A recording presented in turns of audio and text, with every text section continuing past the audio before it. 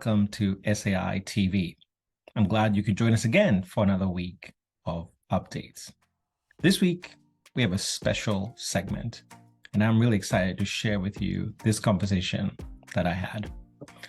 So this week, we're talking with the Executive Director of the Riley's Way Foundation, Dr. Christine O'Connell. Now, a little bit about the Riley's Way Foundation.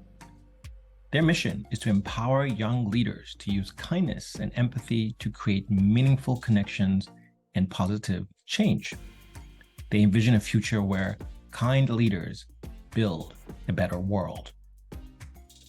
The foundation was established by Mackenzie and Ian Sandler in 2014 to honor the life of their 9-year-old daughter, Riley Hannah Sandler. And they have been busy, for sure. So one of the programs that we focused on for this conversation was their Call for Kindness program. So this is a leadership development fellowship providing skill building opportunities, inclusive community, and wraparound project support. Now, what kind of projects have they supported? These vary from equity and social justice issues to building meaningful connections in their schools or communities. And several of them, and I encourage you to go to their website, focus on STEM-focused initiatives. And these are, I think, is quite impressive. For example, Yes to STEM by Sophia Chen and Michaela Kim. Others like STEM Hour by Everest Maya Tudor. The Wilmington Urban STEM Initiative by Jacqueline Means. Rising STEMs by Nidhi Sharagula and Ria Saravanan. And also Girls STEM Academy by Maya Vindan. And this is just a subset of those programs that are STEM focused. So enough from me. I think it's best to hear directly from the Executive Director, Christine O'Connell, and have a listen to how she describes the work that they are doing. And jump back in towards the end for my final take. See you in a bit. So Christine, thank you again for joining us on SAI TV. And I want to get right into it. Tell us more about Riley's Way Foundation. What do you guys do? So we are a youth leadership organization, and we say we're working to empower the next generation of kind leaders. Everything we do is built around the idea of kindness, empathy, and youth leadership. And we work with young leaders all around the country, ages 13 to 22. So high school and college students who have an idea to make the world a better place. And we give them the tools, the funding, as well as the one-on-one mentoring and peer support to be able to do that. And it's amazing to see the impact they're having. And projects range from, tackling social justice issues to food insecurity, to closing the gender gap in STEM education, to working in local communities to make sure we're closing the tech gap and making sure all people have access to computers and technology to be able to advance in today's world. So there's such a variety of projects we fund, and but the main core in them is they're all youth led, and it's all based around this idea of how do you be a kind leader while making a social impact. That's amazing. First of all, they're so young, the spectrum. Can you give us a breakdown of the young people themselves being involved? Yeah, I mean, they're all over the country. So we fund hundreds of fellows over the years. Our big national program is the Call for Kindness. So that's what's running right now. And that's our big open call grant competition. So basically anyone can apply to that in high school or college and who has an idea. It doesn't have to be a full-fledged idea. It has an idea to make their community or the world a better place. Or it could be an existing idea that they have that they want to build on an existing organization. So they come to us, they apply for the Call for Kindness, and they get a $3,000 micro grant to actually implement their project. But the best part about it is they get a year-long fellowship of professional development, as well as meeting a whole other community of young, amazing leaders and building that community of change makers that they can learn from, but also have each other to bounce ideas off of and have that peer learning community, which we find is the most important part. Yeah. And do they collaborate with each other? I'm just curious. Yeah, it's great. I mean, it's funny, after the fellowship ends, we say you never actually graduate. So there's a whole active alumni community, and some of them are, coming together and starting projects together afterwards, and collaborating, because someone might be really good at fundraising, another person might be really good at policy and talking to policymakers, someone else might be really good at outreach. So on social media, and using that as a tool to organize. So they come together and help each other on these different skills. And from the website, it looks like the program has been operating since 2019. Is that right? Yep, the Call for Kindness, this is the 5th year. This is the 5th open call. And this year we are funding 36 projects, and the projects could have multiple people working on them. So there's hundreds of fellows. And like I said, there's usually a big general category, and it could be anything. I think, this year we had people working on so many different types of projects. There was someone in Denver, Colorado, working on how do you close the gender gap in STEM, and doing workshops for young girls in STEM education. There was another group working on trans issues in STEM, and creating support groups for trans students coming up in STEM and academia, and creating a community for people to come together and talk. Then there was a group that worked with hotels and called Hotels for the Holidays, to try and get empty rooms in hotels for the holidays, to get people experiencing homelessness off the streets and actually have a place to stay for the holidays. So there's so many different ideas. And some have a very local reach, some have a global reach, and we fund all different types of projects. But this year, what is special for me is 10 projects. We have a special topic every year, specifically going to be focused around environmental justice, and really digging into that, because we see that as an incredibly important issue, as so many environmental problems the world is facing. How do we tackle those in a real way, and how do we bring together minds that really want to focus on some of these things, whether it be clean water or climate change or environmental pollution. So all of these are topics we'd love to get submissions from. This is great. And I think that's part of the effort today, is to get the word out about what you're doing, and get even more applications. Do you tend to get a lot of applications? Tell us about those sort of mechanics.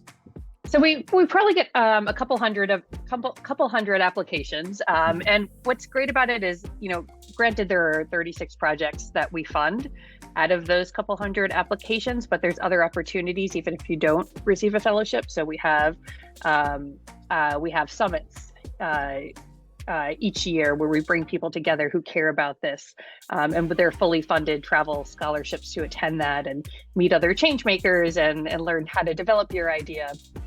So those are other opportunities. We have virtual trainings, things like that we invite people who even applied for the Call for Kindness to attend. And then one of the things we always do, because I come from an academic teaching background too, is we want people to learn how to make their applications stronger for next time.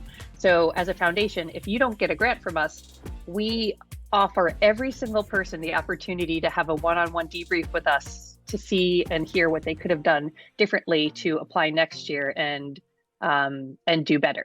So I think that's something that a lot of foundations don't do, and I wish they all did. As someone who has applied for many grants, is to get that one-on-one feedback. What could I have done differently to get this? So we spend a lot of time doing one-on-one mentoring with anybody who applies if they want that feedback. So I think that's been a really helpful thing. And we often have people who don't win one year come back the next year, and they'll win because of that feedback and really going and improving their project. So they're 1 year long. Can they reapply again the following year, or?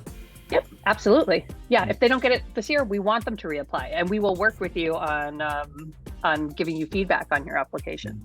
But if they get it the first time, can they apply again? Oh, if they get it the first time. Okay, yeah. So yeah, we have continuation grants. So that's something that we started. So for fellows who have been a past fellow, they can apply for a continuation grant if they need more funding to continue their project or grow a different aspect of their project.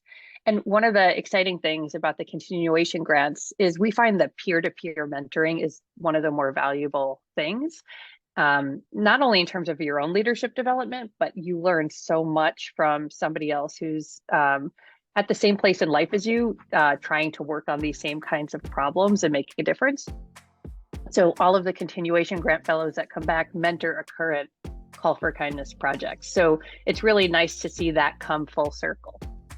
Yeah, I think that's fantastic. Now, from what you said earlier, it is somewhat unheard of, right, for a foundation to invest this much time, right? It's a lot of time. Who are not accepted, or once they're accepted, they Yep. wrap around support, if I can call it that, right? That Yes, yeah, I like that term. So how do you guys do it? What's your capacity to do this? What is enabling you to do this? I think because we all care, and that's what's enabling us to do it. We are a small staff, and I like to say we're a small but mighty staff, but we're a small but mighty staff of people who care. And I think, I have the privilege of working with some of the kindest leaders I've ever met. And I think that's the beauty of building an organization like this, based on developing more kind leaders out there who want to make a difference in the world, because we all have to live and breathe what we talk about and what we fund. And so, the staff at Riley's Way is always there to, the staff and board. Our board is incredibly involved. Our founder is incredibly involved. I was just talking with one of our fellows today, and making connections for him regarding the gap in technology and closing the tech gap. So we just have an incredible community of staff, of board members, of friends of Riley's Way in different industries, that want to give back, want to get involved. So there's lots of people that are there to give that feedback that we connect people to. Yeah, and so to switch gears a little bit, impact, that dreaded word. Yep. People hear, oh goodness, what? Oh yeah. I mean, measuring impact. Measuring impact. So from the foundation's point Yep. of view, how are you thinking about impact? So yeah, that's a great question. And it's something I've been grappling with, because I think I mentioned I came from an academic past. So I think about impact a lot, and how do you measure it in a real way?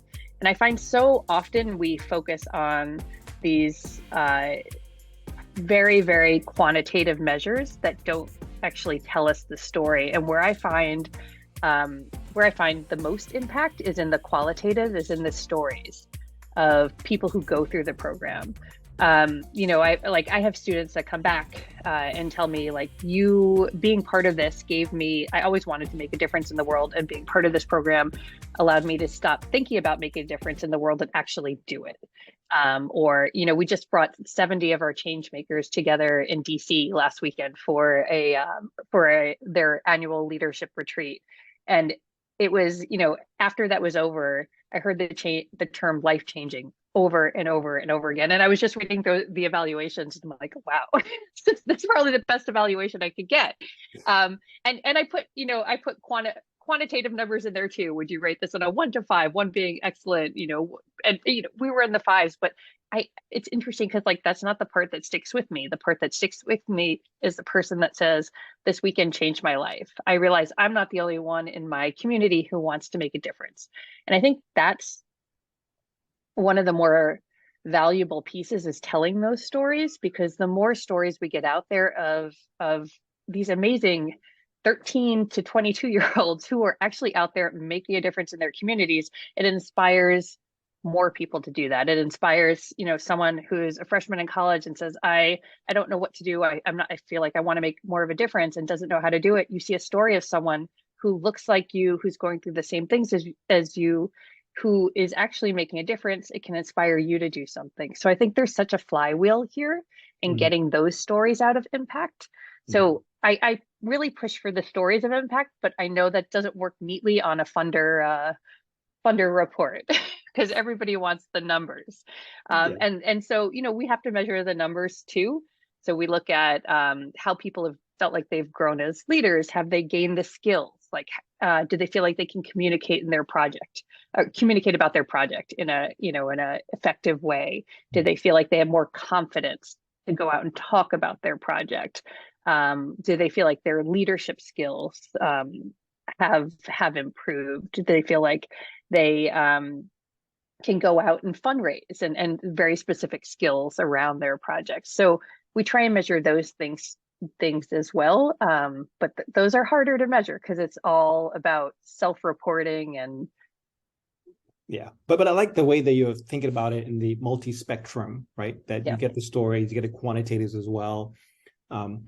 What have you learned? Like, what's something interesting that you've learned in doing this? What have I learned? Oh God, so much. I feel like I am taught so much every day. I have learned that I think young people are often overlooked. And I think, even as someone who has come up through academia, we always want to get to that next thing. I've got to get a master's. Now I have to get my PhD. Now I have to be assistant professor, then associate, then full professor. And you never feel like you're good enough or you know enough to be able to be an expert to make a change. And that's, I'm seeing people at 13 who are experts in making a change because they're just going and doing it. They're not saying, I need to get another, 5 years of training in this to be actually go out and make a difference in my community. They're saying, I'm going to do this right now while doing this other stuff. So I think that's the biggest thing I've learned is if you have an idea to make a difference, do it. And do it now and don't wait. Don't feel like you have to take another class to learn how to do it. Just go do it, try it. And if you fail, that's where you learn the most. And I think that's the biggest lesson I've learned. In the failures is where you learn the most and grow the most. And so what advice would you give? So let's say I'm a foundation looking into get into this space and funding more young people, right? I think we need more people, more foundations be funding this kind of work. What advice would you give them if they're looking to get into this space? Again, just try it. Just do it. And when we started Call for Kindness, it was just an idea. And the first year we ran it, it was 5 years ago. And it was, I think I had mentioned to you that I had a career in academia and I'd left academia to come on and run Riley's Way Foundation. So it was my first year. Stepping in to run this new idea, this Call for Kindness. And we had 15 fellows that year. We had 15 projects that we funded. And it was so incredibly successful. And again, we found the magic really happened when we brought people together and they started to learn from each other. And then the next year we increased it to 23 fellows. And you know what? Then the pandemic hit.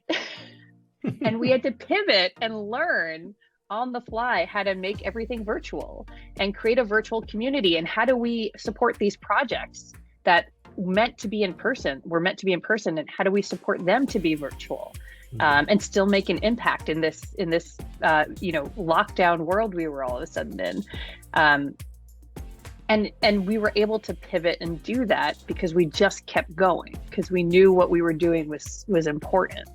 And then the next year we were able to increase the funding to 25 or 30 projects. And this year we have 36 projects.